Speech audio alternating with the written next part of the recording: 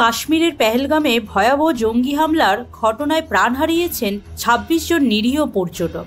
এই মর্মান্তিক ঘটনার দায়ভার সরাসরি পাকিস্তানের ওপর চাপিয়ে দিল ভারত। গত বুধবার রাতে নয়াদিল্লিতে প্রধানমন্ত্রী নরেন্দ্র মোদীর উপস্থিতিতে কেন্দ্রীয় মন্ত্রিসভার নিরাপত্তা বিষয়ক কমিটির বৈঠকে পাকিস্তানের বিরুদ্ধে নেওয়া হয়েছে ৫টি কঠোর সিদ্ধান্ত।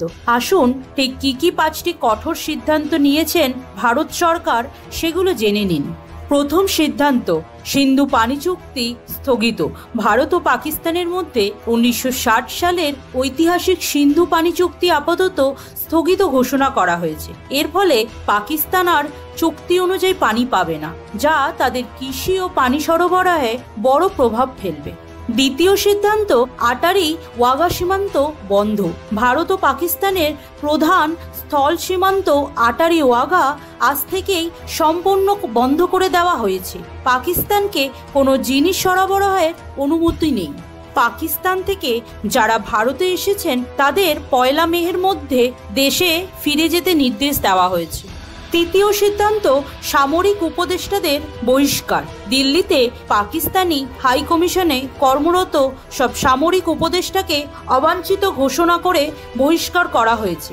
একই সঙ্গে ইসলামাবাদ থেকে ফিরিয়ে আনা হচ্ছে ভারতের সামরিক কর্মকর্তাদের। চতুর্থ সিদ্ধান্ত, হাই কমিশন স্টাফ কমানো।